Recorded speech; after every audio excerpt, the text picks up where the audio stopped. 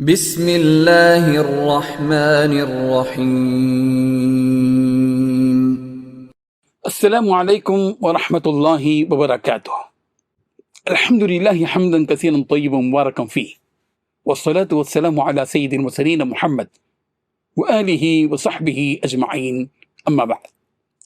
حاضرین و ناظرین، یہ درس قرآن نمبر 590 ہے، اور آج سورۃ الانعام کی 2 آیتوں کی تلاوت اور تشریح کی جائے گی، آیت نمبر 102 اور 103۔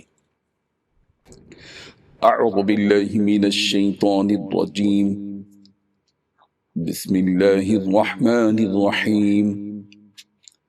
ذالکم اللہ ربکم لا الہ الا هو خالق کل شیء فاعبدوه وهو على كل شيء وكيل لا تدركه الأبصار وهو يدرك الأبصار وهو اللطيف الخبير صدق اللہ العظیم۔ لفظی ترجمہ یوں ہے، ذالکم اللہ ربکم، یہ ہے اللہ تمہارا رب، لا الہ الا ہو، کوئی معبود نہیں مگر وہی، خالق کل شیء، ہر چیز کا خالق، فاعبدوہ، سو تم اسی کی عبادت کرو، وہو علی کل شیء وکیل، اور وہ ہر چیز پر خوب نگران ہے۔ لا تدرکہ الابصار، اس کو نہیں پا سکتی نگاہیں، آنکھیں، وہو یدرک الابصار، اور وہی پا لیتا ہے آنکھوں کو، وہو اللطیف الخبیر، اور وہ بڑا باریک بھی خوب خبردار ہے۔ ترجمہ یوں ہے، یہی اوصاف رکھنے والا اللہ تمہارا پروردگار ہے، اس کے سوا کوئی معبود نہیں، وہی ہر چیز کا پیدا کرنے والا ہے، تو اسی کی عبادت کرو، اور وہ ہر چیز کا نگران ہے۔ وہ ایسا ہے کہ نگاہیں اس کا ادراک نہیں کر سکتی، جبکہ وہ نگاہوں کا ادراک کر لیتا ہے، اور وہ بید جاننے والا خبردار ہے۔ ان 2 آیتوں میں 5 باتیں بتلائی گئی ہیں۔ پہلی بات وہ ہے اللہ جو تمہارا پالنے والا ہے، اور اس کے سوا کوئی معبود نہیں۔ دوسری بات وہ ہر چیز کا خالق ہے، لہذا اسی کی عبادت کرو۔ تیسری بات وہ ہر چیز کی نگرانی کرنے والا ہے۔ چوتھی بات نگاہیں اس کو نہیں پا سکتی، اور وہ تمام نگاہوں کو پا لیتا ہے۔ پانچویں بات اس کی ذات اتنی ہی لطیف ہے، اور وہ اتنا ہی باخبر ہے۔ حاضرین و ناظرین، اللہ تعالیٰ دنیا جہاں کی تمام مخلوقات کے پالنہار ہیں۔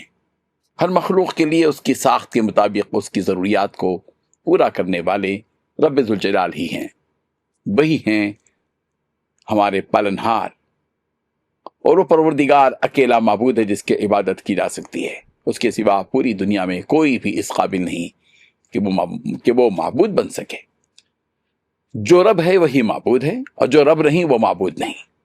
سورہ بقرہ کی آیت نمبر 21 میں اللہ تعالیٰ نے دنیا جہاں کے سارے لوگوں کو حکم دیا، یا ایھا الناس اعبدوا ربکم الذی خلقکم والذین من قبلکم لعلکم تتقون، اے لوگو اپنے اس رب کی عبادت کرو جس نے تمہیں اور تم سے پہلے لوگوں کو پیدا کیا تاکہ تم متقی ہو جاؤ۔ سورہ آل عمران کی آیت نمبر 51 میں یوں کہا گیا، ان اللہ ربی وربکم فاعبدوہ ھذا صراط مستقیم، یقین مانو میرا اور تمہارا رب اللہ ہی ہے، تم سب اسی کی عبادت کرو، یہی سیدھی راہ ہے۔ عبادت سے رب کا گہرا رشتہ ہے۔ جو رب ہے بس اسی کی عبادت کی جا سکتی ہے۔ جس ذات میں ربوبیت کی صفت نہیں وہ عبادت کے قابل لائق نہیں۔ حضرت عیسیٰ علیہ السلام نے اپنی قوم بنی اسرائیل کو جب عبادت کا حکم دیا، یہی فرمایا، وقال المسیح یا بنی اسرائیل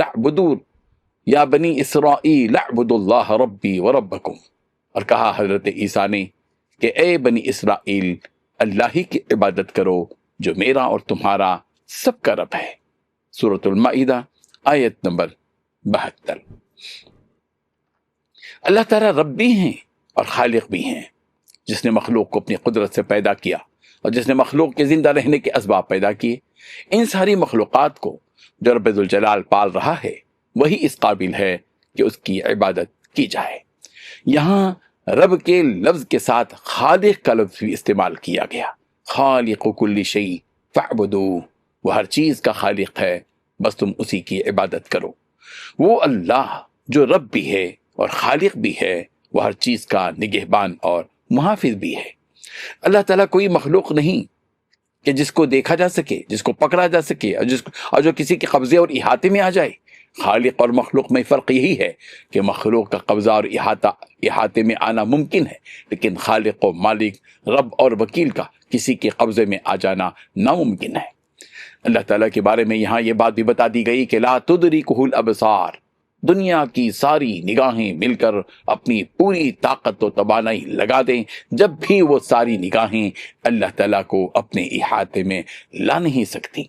ان ساری مخلوقات کے مقابلے میں رب ذوالجلال کی شان یہ ہے کہ وہ یدرک الابصار، وہ سب نگاہوں کو اپنے احاطے میں لینے والا ہے۔ وہ باریک بین بھی ہے، وہ ہر شخص اور ہر مخلوق کے ہر جز سے پوری طرح باخبر بھی ہے۔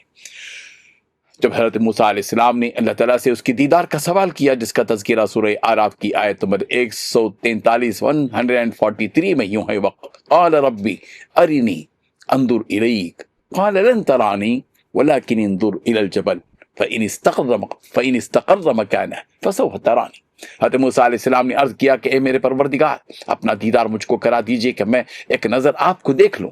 اللہ تعالیٰ نے فرمایا کہ تم مجھ کو ہرگز نہیں دیکھ سکتے، لیکن تم اس پہاڑ کی طرف دیکھتے رہو، وہ اگر اپنی جگہ برقرار رہا تو تم بھی مجھے دیکھ سکتے ہو۔ بس جب ان کے رب نے پہاڑ پر اپنی تجلی فرمائی تو تجلی نے اس پہاڑ کے پرخچے اڑا دیے۔